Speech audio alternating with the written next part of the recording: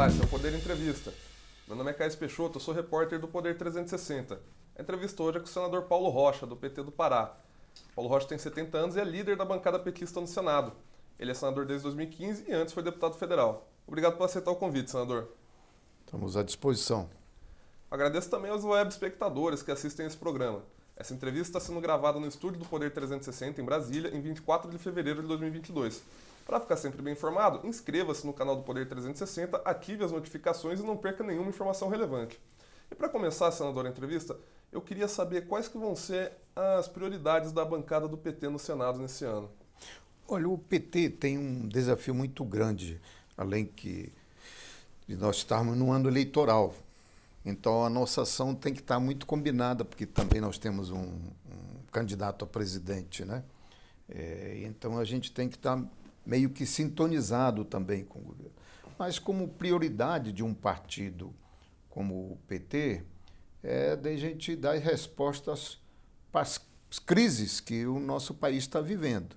Crise social, crise econômica, enfim, na política nós estamos naturalmente voltando a ser protagonista da boa política no Brasil, que é o Partido dos Trabalhadores.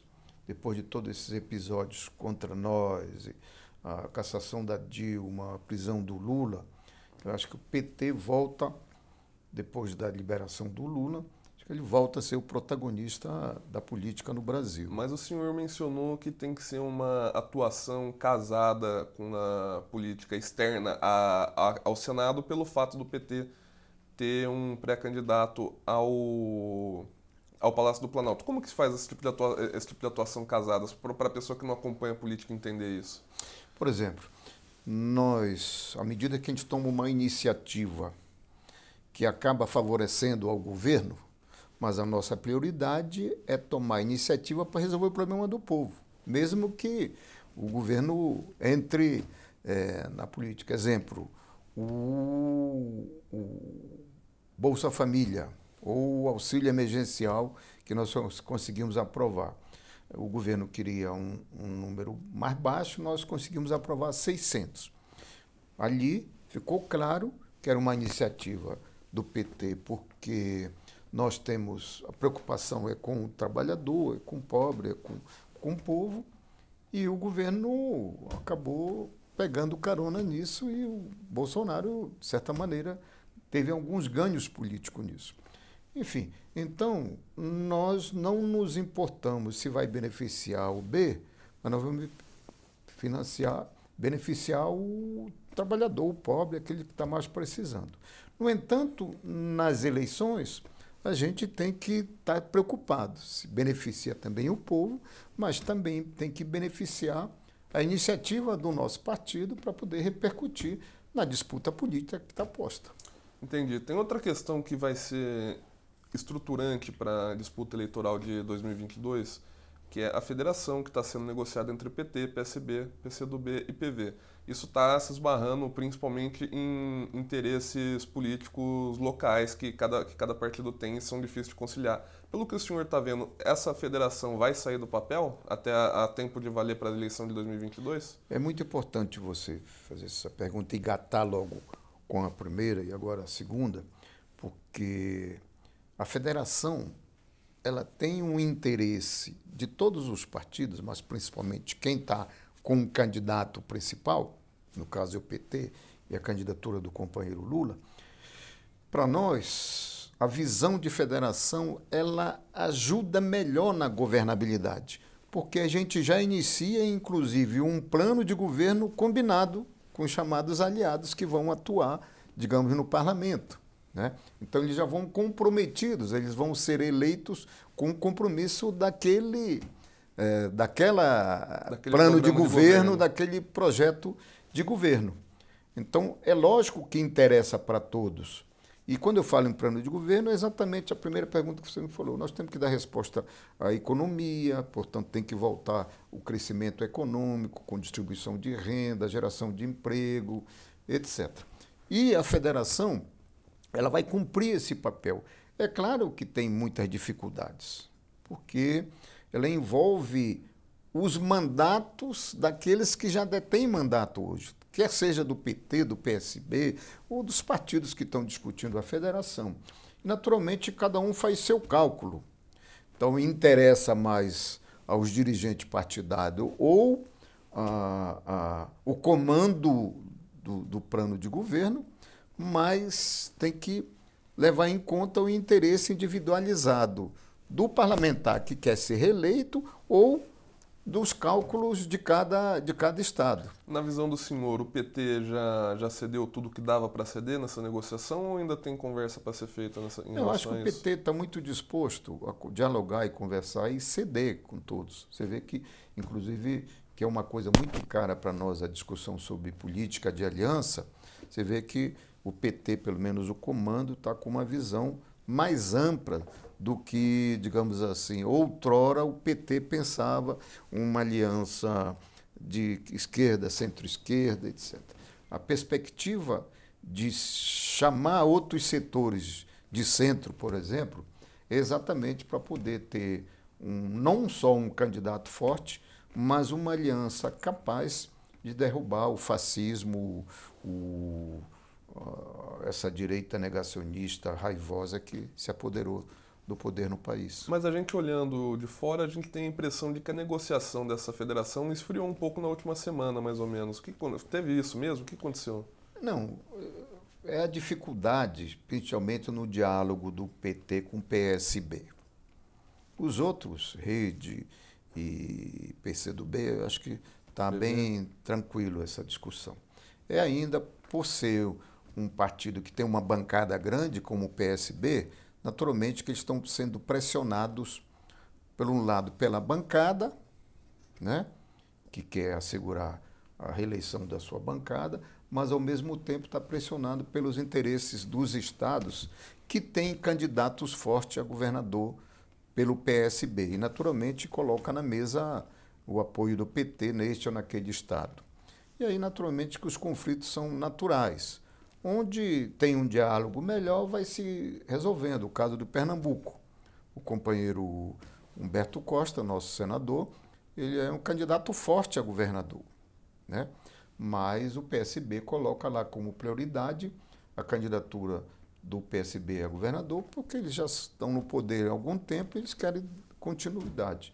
Então o PT tem que ter essa maturidade de compreender isto.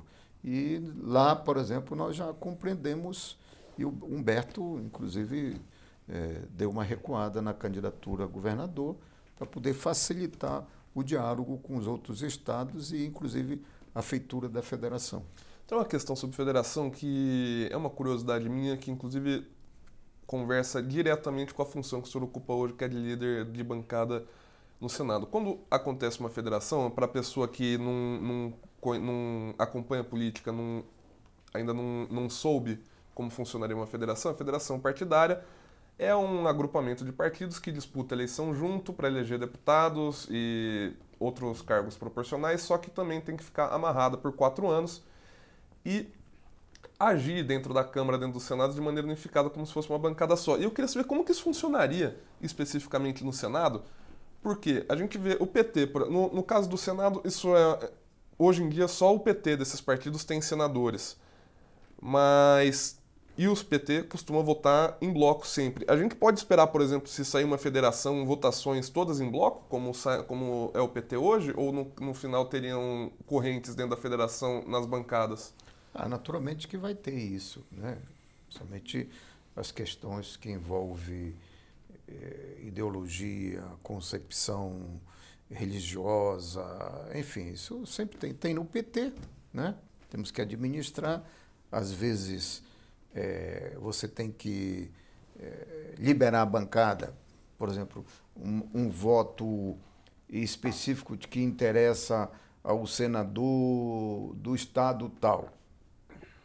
O PT não pode impor sobre aquele estado porque o resto do país pensa assado, cozido.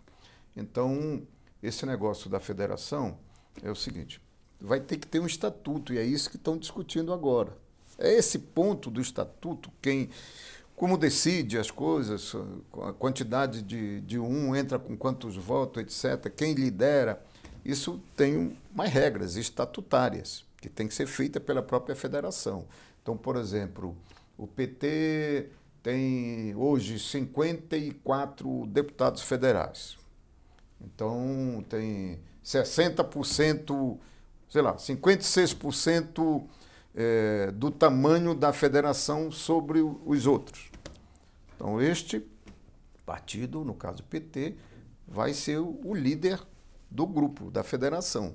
E os outros entram com o percentual do número de deputados que ele elegerem. Então, o vice-líder vai ser quem? É o segundo maior bancada, e etc. A divisão, inclusive, dos cargos. Né? A liderança tem direito a tantos cargos. E quem indica cada então cargo. É dividido. Mas, por exemplo, o ponto que eu quero chegar é o seguinte. Vamos supor que a federação eleja 10 senadores, por exemplo. Sei lá, os seis do PT, mais um do PT, dois do PT, enfim, qual seja a configuração. Mais 10 senadores de 3, 4 partidos diferentes. Vai ter um líder só. O líder dessa federação, ele vai ser mais fraco do que um líder de uma bancada de 10 que tem de um único partido, porque vai ser mais difícil em uma reunião de líderes em que você negocia texto, negocia pauta, o líder conseguir prometer os 10 votos da bancada, por exemplo. Não vai? Não, dependendo do tema, como eu te disse. Então, tem algumas coisas que vai enquadrar todo mundo. Por exemplo, programa de governo. Se a gente elege 10, 12 da federação, né? E vem lá um projeto, uma medida provisória, um projeto do governo Lula, digamos assim. E aí, claro que o líder vai ter que enquadrar todo mundo da federação, porque senão ele está rompendo com o plano de governo que ele ajudou a eleger e concordou com esse plano de governo. Então, o líder tem que ter essa capacidade de convencimento e de enquadramento naquela questão. Agora, tem algumas coisas, por exemplo, casamento gay. Casamento... Então, isso aí você tem que respeitar, o líder tem que respeitar um pouco a religião do cara, ou a posição política ideológica dele, etc, etc. Então, aí o que é que a gente faz? Libera a bancada, né?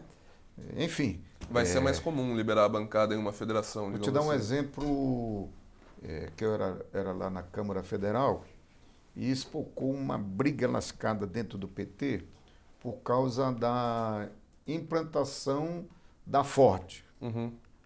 Então brigava os 12 estados, o Rio Grande do Sul e a Bahia.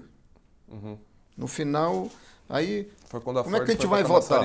Hein? Foi quando a Ford foi para Camaçari. Isso. Como é que a gente vai votar? Aí era uma briga lascada entre a bancada nossa, do PT da Bahia e do Rio Grande do Sul. Aí a bancada se dividia, porque como é que o Pará vai votar? Na Bahia? Então isso aí tem que ter uma habilidade, digamos assim, do PT, do líder do PT, para poder não deixar o esgarçamento por causa de uma questão de interesse localizado, etc. Entendeu? Entendi. Então, hoje, por exemplo, eu já faço isso, que nós temos conversa, nós somos de um bloco com o PS, com PROS, né?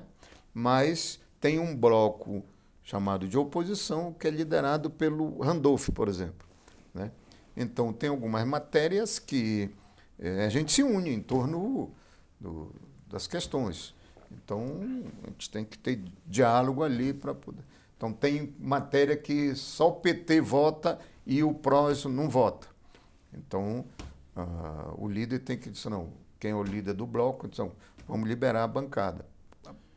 Entendi. Do PROS, para poder, enfim. Mudando um pouco de assunto, voltando para a eleição, o presidente Lula, nessa pré-candidatura dele, ele já conseguiu aglutinar a esquerda quase toda em torno dele, com exceção do PDT, que está com a pré-candidatura do Ciro Gomes. E ele tem feito conversas à torta-direita, de vez em quando viaja pelo Brasil, de vez em quando tem para conversar com líderes locais, de vez em quando o pessoal vai lá em São Paulo conversar com ele. Fora o telefone, que aí eu já nem imagino como é que toca o telefone do presidente Lula. Mas fora da esquerda, onde ainda dá para conseguir apoio? Olha, tem uma conversa com o PSD, né, que está avançada. O PSD tem candidato. Estão falando que no segundo turno vem com a gente, vem junto com o Lula, etc. Tal. Mas nas últimas conversas, eles já estão admitindo que é possível, vamos dizer, fazer no segundo turno. Porque é muito complicado. Estão admitindo que é possível apoiar no primeiro turno? No primeiro turno, porque é complicado você fazer uma aliança e quem está no comando, porque você tem que dar resposta para a questão local. Então, com certeza, o PSD tem candidatos fortes a presidente, a governador em estado. Por exemplo, o diálogo lá com o PSD, mas é difícil eles colocam o Calil como candidato a governador em Minas. Aí você tem que dialogar com o PT local para ver como é que é essa relação lá. Mas é um partido diverso. No Pará, por exemplo, os deputados do PSD são mais próximos do bolsonarismo do que do Lula, né? E por isso, exatamente essas dificuldades. Então, esse é uma mais das dificuldades. Mas, por exemplo, tem conversa bastante com os setores do PMDB, que sempre esteve com a gente, né? Então, como o PMDB lança candidato próprio, aí tem que esperar todo um processo interno dentro do PMDB. Mas tem várias lideranças do PMDB que já está discutindo a possibilidade de convencer o PMDB a apoiar o Lula desde o primeiro turno. Entendi. A militância do PT, a base do PT, está de bem com a ideia de fazer campanha para o Geraldo Alckmin, se ele for vice?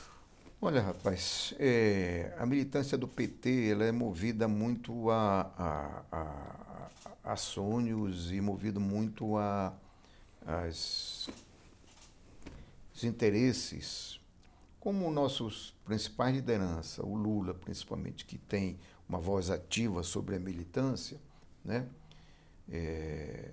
O Lula é muito respeitado pela militância, até porque ele acertou quase tudo no processo da história da vida, e no rumo do PT e no rumo de governo. Então, ele tem autoridade sobre a liderança. O problema é local. É aqueles que já se relacionaram com... eu sei que lá em São Paulo tem problemas com o pessoal do PT que é relacionado a direitos humanos e com o pessoal do PT, principalmente, que é relacionado a professores. Porque conforme como essa questão do movimento social, e parece que teve muito conflito na época do governo Alckmin com a questão da moradia, né? Teve muito conflito, sabe como é essas coisas de conflitos de bairro, de moradia. No caso do Pará é a questão da terra. Então, os governos sempre usam a força da polícia, etc. Então, tinha essa reação muito grande contra o Alckmin. Né? Mas é questão ali local e que, naturalmente, que as lideranças vão convencendo a maioria da militância no sentido de dizer, olha, muito mais importante agora é eleger o Lula e depois a gente vai administrando essas questões. Então, a militância do PT é assim. Nós somos um partido plural, entendeu? Um partido que, por isso que tem as tendências. Ainda bem, porque isso energiza o PT e não deixa o PT ficar acomodado, se acomodando nesta ou naquela posição, ou nesta naquele rumo, porque a militância ela é muito provocante no sentido da nossa liderança sempre estar, ou nossos dirigentes sempre estar atento qual é o melhor rumo para o partido, para o país, né? Etc. Então, eu acho que tem uma coisa que a militância compreende, que pode passar até por cima dessas coisas aí, à medida que é para derrubar um Bolsonaro, para derrubar um projeto fascista do A jeito que militância ele do faz. PT aceita o Alckmin se for para vencer o Bolsonaro. Seria algo mais ou menos, né? O raciocínio mais ou menos esse. Entendeu? Entendi. Tem outra questão que é o seguinte: o presidente Lula, desde que das pesquisas, desde o ano passado, ele tem aparecido na frente nas pesquisas de intenção de voto. Só que nos últimos 2, 3 meses, o Jair Bolsonaro deu uma reagida. O Lula continua na frente, mas o Bolsonaro deu uma reagida. Eu queria saber o seguinte: até onde o senhor acha que esse crescimento do Bolsonaro é sustentável? Acha que ele vai continuar crescendo ainda? Olha, eu acho que a nossa direção ela tem a cabeça no lugar e o pé no chão para exatamente não ser se movimentado pelo sentimento de já ganhou ou, como se diz na política, está subindo no salto alto. Então, nós temos clareza que o Bolsonaro, diferente de outras disputas políticas, né, que o Bolsonaro, em pouco tempo, ele fez uma militância, né? Então, a militância dele vai para a rua disputar a política, né? Do jeito deles, da forma deles, etc. Mas eles vão fazer a disputa com a nossa militância na rua, no bar, enfim. Então, isso dá um fôlego sempre para o cara, né? Dá um sempre. Mas a possibilidade dele crescer mais é à medida que naufraga a tal da terceira via. Então, claro que alguns setores que estão ainda apostando na busca de uma terceira via estão lá nessa busca. No entanto, se realmente não naufragar, uma parte dessa terceira via, com certeza, vai se agregar ao Bolsonaro. A gente tem clareza disso. E a disputa é exatamente com que alguns setores de lá da terceira via também venham para cá, para o nosso lado. Então, uma engenharia política que ainda está por acontecer. Então seria algo a principal fonte de crescimento no médio prazo que o senhor vê para ele é uma desidratação da terceira via. Porque na polarização com a gente já não cresce mais. Tenta e tal, mas, por exemplo, ele foi lá para o Nordeste, está quase se mudando para o Nordeste. Aí tenta vender a ideia da água, da transposição lá do Rio São Francisco.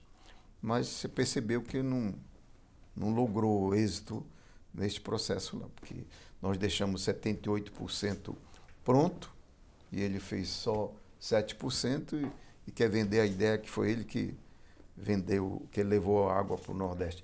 Então, não é uma tarefa que ele possa crescer. O senhor citou, só para não perder o fio da meada, no começo da resposta o senhor citou a militância bolsonarista que ele criou, que ele conseguiu organizar nos últimos anos, de antes da eleição para agora. A campanha de rua, de militância, era uma coisa que era muito relacionada, à esquerda. Pela experiência do senhor, pelas eleições que o senhor já viu, isso vai ser uma diferença dessa campanha em relação às anteriores, ou isso já existia? De ter duas forças com militância na rua, talvez equivalente, não sei como Não, a seria gente isso. já está muito preparado para isso, a nossa militância é muito preparada para isso. Vem de luta social lá embaixo, que não é fácil, a luta social lá embaixo. Então, nossa militância é muito preparada para isso. Você viu que quando na candidatura do Serra, aí polarizou muito, que a polarização era na política com o PT e o PSDB. Mas na campanha do Serra, polarizou muito e mexeu com a militância. Lembra do episódio, acho que foi no Rio, que jogaram Da bola de papel. a bolha de papel, aí criou toda aquela confusão, que é própria ali da refrega da militância na rua. Então, nosso partido tem uma militância também aguerrida, que não tem dúvida nenhuma de que, embora também a militância do Bolsonaro não é só aguerrida, é violenta, mas o nosso partido está muito preparado para isso. E O senhor já deu essa próxima pergunta que eu vou fazer, o senhor já deu uma prévia disso, que é sobre o caso da terceira via. Mas esse crescimento do Bolsonaro recente, que é uma recuperação de pesquisa em pesquisa a alguns pontos, não é algo super rápido. Isso tem alguma coisa a ver, por exemplo, com o Auxílio Brasil de R$ 400, ou essa... Tem, porque a máquina de governo, seja qualquer que seja, funciona, né? Então, à medida que o cara tá passando fome e aparece um auxílio, e basta só dizer que é auxílio do governo, né? O cara, até você informar, não, mas foi o PT, foi o deputado do PT que entrou, foi esse e tal, isso aí... Ele usa a força do governo, a máquina do governo, o instrumento de governo. Não, é o governo que está pagando. Esse tipo de política social é disputável, digamos assim, na visão do senhor? Porque é uma política de governo. Então, o governo tem força, a sua máquina faz funcionar. E só o fato de dizer, não, é o governo Bolsonaro que está dizendo, isso aí tem força no... Entendeu? Isso aí coloca mais um desafio para a nossa militância disputar isto. Entendi. Tem uma outra coisa que o presidente Lula tem dito com alguma frequência, desde que ele começou a dar essa série de entrevistas em rádios, que ele está falando sobre regulação da mídia. Só que ele fala que é um tema do Congresso. E aí eu queria entender, a bancada do PT tem uma proposta sobre isso? Não. Isso já é muito antigo, dentro do PT, inclusive na Constituinte, nós já falávamos nisso, na Constituição.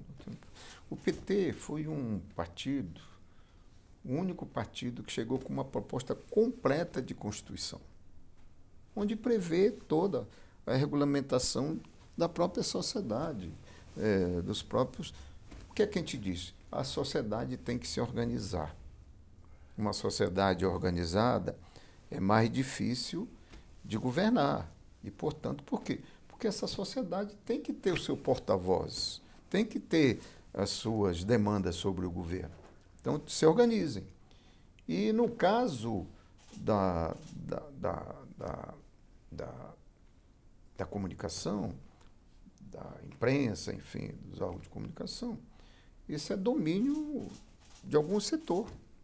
Que tem, além do poder econômico, tem o poder de dialogar ou de informar as massas.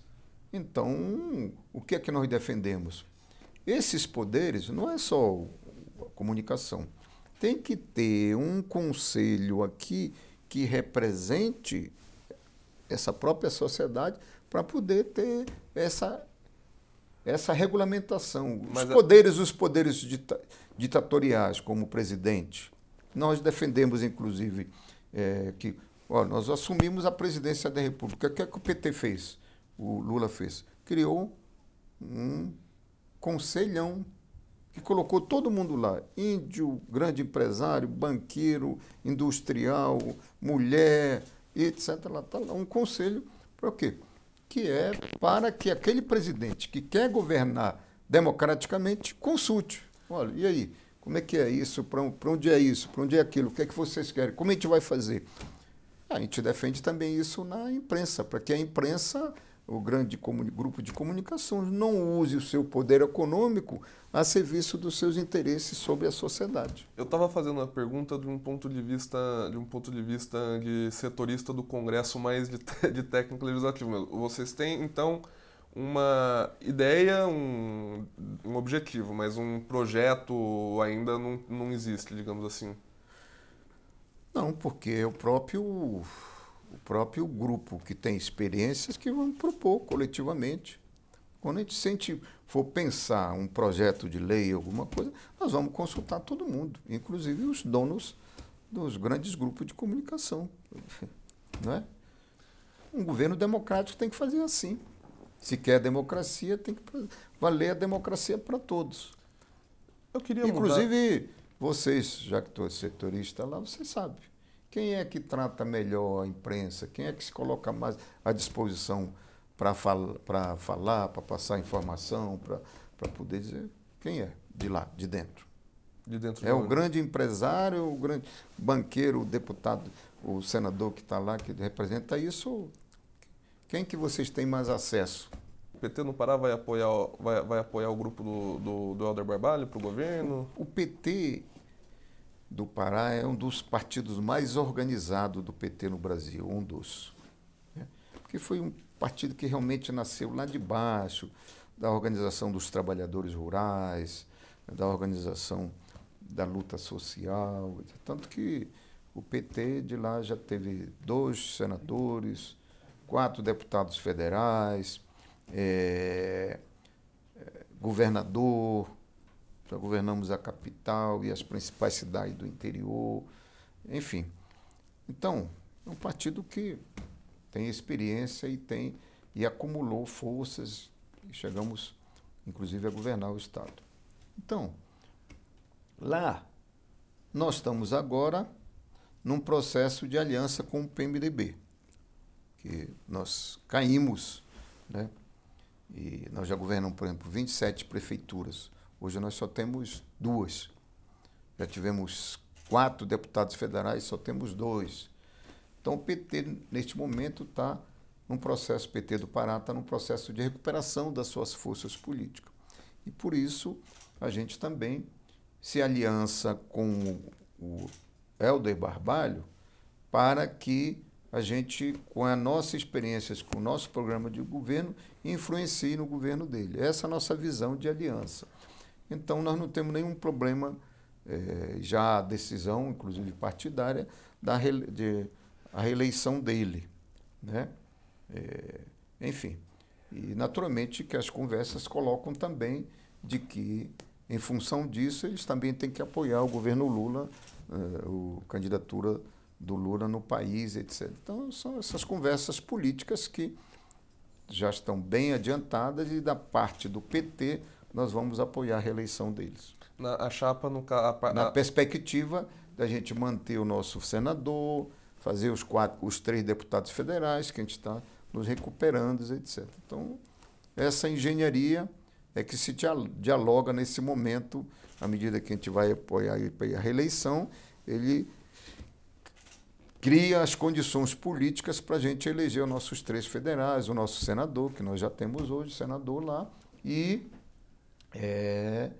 com isso também ajudar na reeleição do companheiro Lula. Então, tudo indica que o política lugar de aliança completa, digamos assim. Tudo indica que lá... E aí eu queria saber uma coisa do senhor especificamente, porque tudo indica que o lugar do PT na chapa de candidatura ao Senado, o candidato não vai ser o senhor. O que o senhor acha que o senhor vai estar fazendo em 2023? Olha, em 2023 vai ter o governo Lula, né? Então eu posso cumprir um papel regional lá, tem espaço de governos, etc. Mas, como você disse, que eu estou com 70 anos, que nem parece, mas é 70 anos, mas eu tenho uma vida muito vitoriosa na política brasileira, não é só lá no Pará. Eu sou operário gráfico, né? Iniciei ganhando o Sindicato dos Gráficos, depois fui o principal construtor da CUT lá, 5 mandatos de deputados federais, produzi muito aqui para classes trabalhadoras. Sou autor de 9 projetos de leis e só projeto de leis importante. A Lei de Combate ao Trabalho Escravo é de minha autoria. A Lei de Seguro-Defesa dos Pescadores, eu sou um dos autores. A Lei de Organização dos Agentes Comunitários de Saúde, de minha autoria. A Lei de Anistia de Dirigentes Sindicais, a Lei de Anistia de Grevistas, etc. Então, com a minha experiência, eu repercuti aqui dentro e aprovei essas leis. Mesmo agora, como senador da República, com pouco tempo virei líder da bancada e já estou aprovando projeto de leis importantes, por exemplo, a Lei Paulo Gustavo, que está em pleno debate agora na Câmara, vai voltar hoje à tarde. É uma lei de minha autoria que eu consegui aprovar no Senado por 68 votos contra 5 votos só, né? Uma lei importante para poder socorrer a nossa cultura no nosso país. Então, já, digamos, cheguei no ápice da representação política aqui do meu estado, como caso como senador, mas também da classe trabalhadora de 5 mandatos de deputado. Aí, com certeza, a gente já se sente, digamos assim, com um papel cumprido. Se o partido ou o governo precisar de mim, com a minha experiência, com a minha capacidade, que é a maior experiência que eu tenho de articulador, de negociar as coisas, de conflitos, certo? Estou à disposição do nosso partido. Entendi, Sandor. Essa era a última pergunta. Chega ao fim essa edição do Poder Entrevista. Em nome do jornal digital Poder 360, eu agradeço o Sandor Paulo Rocha por ter comparecido aqui ao estúdio e dado essa entrevista para a gente. Eu que agradeço e parabenizar, inclusive, as instalações e esses espaços importantes que, no tempo de tentativa de acabarem com a democracia, esses espaços são fundamentais para a gente dialogar e dialogar com o nosso povo, já que alguns setores da própria imprensa não dão esta oportunidade, e eu agradeço, inclusive, ao Poder 360 por este espaço. Eu agradeço também a todos os web espectadores que assistiram esse programa. Essa entrevista foi gravada no estúdio do Poder 360 em Brasília, em 24 de fevereiro de 2022. Para ficar sempre bem informado, inscreva-se no canal do Poder 360 no YouTube, ative as notificações e não perca nenhuma informação relevante. Muito obrigado e até a próxima.